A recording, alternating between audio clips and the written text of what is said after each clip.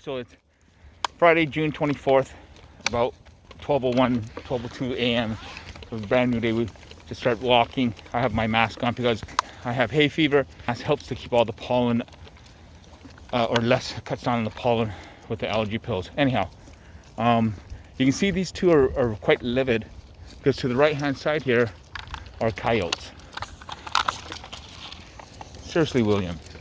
So I'm just doing the retractables as I'm controlling him, right? You can see the line is his butt. See? So we're just gonna do that. There we go. And then we're gonna David. So we have William. We have David, who's quite livid right now, as you can see. William, slow down. We're just controlling everything. Link, David. Thank you, David. Wait. We got William here. So he's William. Let's go, please. William, let's go, please. So there, I'm able to control him physically. He's 105 pounds. David is literally 200 pounds. 3 feet 2 inches out of his shoulder. William is 31 inches. So William's a much smaller dog. So I'm just trying some other lights here. So being able to control them on lead is an important. David.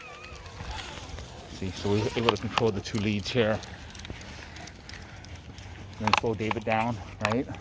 Then William still has lateral movement, so William can do whatever he wants with speed. And you see David speeding up, so David, slow down, please. And I again control David. Then there's William. David, leave William alone. And then we just slow David down. And then William's gonna pull ahead. William, so that I can continue working with William. David, so David's walking livid, animated because of his concern about the coyotes. William, you're okay. William, wait for David. William, wait for David. So then again, able to control what's going on and being able to see David, right? Because now William's getting close. So I want to start the margin where they're both equal. And then David's speeding up again, and we can see that, right? So maintain relational and physical, relational movements and all that stuff. That's the thing. Probably gonna sneeze, I think. Oh. All right. So there's William. And I always have to be careful about mailbox because it's actually low enough for either William or David to hurt themselves. Slowing down William again. You're okay, David. So David's concerned about the Great Pyrenees that lives on this yard.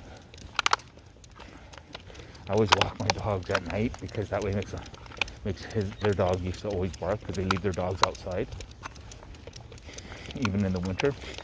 There's an old dog when I first moved in, and she lived outside. It was just horrible. So I went, you know, I'm just gonna walk at night, and their dog would bark, and now they keep them inside. But they don't spend any time with them. Unfortunately, they just leave them outside, and that's it. So it's really sad. David, you're okay. So we want to make sure we're keeping track of the speed and the distance, and that where each are in relation.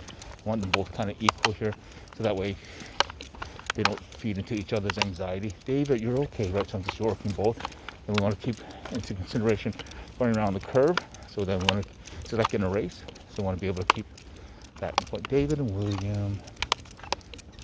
And you see, it's just that easy to pull in, so there's no issue whatsoever. That's why, you know, it makes me sad when I hear people complain about retractable leashes, because it's literally people complaining about it who don't know what they're doing.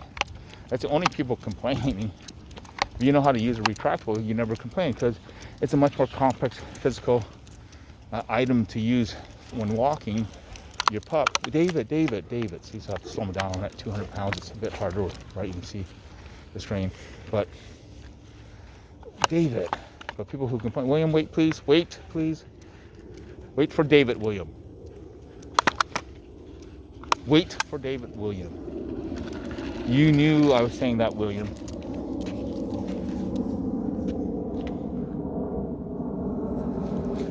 So David's pretending to be a bit nervous. You're okay, David. You see how I was trying to see what William was doing? He didn't understand that. William comes on his own to me, and I don't really ask him about coming over to me, but he does so on himself because he thinks he gets in trouble And in the beginning, when he used to pull, I would bring him back to me. So it becomes a habit.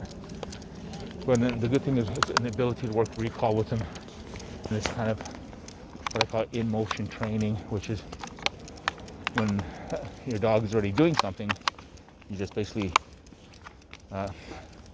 place instructions to the point where, Williams, wait for David, please. See, like that going to the back before. He's smelling stuff he smelled before. It's not nothing remarkable. That's bark. So, William, wait for David. Slow down for David, William. So you can see cogently he's actually slowing down. William, wait for David. Right, so he continued on because he realizes that David is already ahead of him. So it's understanding how to recognize sentient trait markers, aka consciousness. So that relative structure to physiological processing is what's occurring. So that's why I can down train any dog, no matter how dangerous. Disabled, dandy walker's disease, no one can touch him. Dangerous and able to destructure his behavior. So I can functionally process behavior at about 1/2 of 1/10 of a second. David, William. The dog barking to the left-hand side of us. Good boy, William. So they unbuckled them, they untwined themselves, or untwisted themselves. So William's a bit more livid. I haven't taken them out in like 4 days because the pollen was just brutal. Just absolutely brutal. So see if he doesn't smell. William, wait for David. William. See that? William, wait for David, please. David, let's go, please. Thank you, David. Good boy, William. Thank you, William. So then William started walking forward because I started walking forward. So, and I have a light on behind me, on my head. So this way allows them to feel an ability to look behind and see if there's any glint of eye. So he's doing that because emotionally it's a bit complex. So I'm just going to hold him back a bit. I'm going to slow William. So I'm going to try to slow William down. Slow down, William. And then just get David across back over again. Right. William. I'm actually right-handed, and I was quite proficient with my... Wait, David, wait for William, please. David, the instructions have to be a bit more concise. William. You're okay, William. The car's coming behind us. Okay, William and David, stop. There's a car coming. Okay, William and David, stop. Hey! Oh, alright. Okay, there you go. David. That was nice. David. William. They know, the cops know me around here because they've seen me walking with the Great Danes. And it's so funny because I have my headlights on. The LED lights are super duper bright because I have 4 of them on at once, and it's really brighter than a car's high beam. Stop pulling, please. Right, because somebody talked in the vehicle, so they're upset. William and David. So I'm just going to slow them down. And as you can see, I let the movement of the lead on the retractable be adjusted. So again, there's David still pulling because there's a dog again barking on the left-hand side.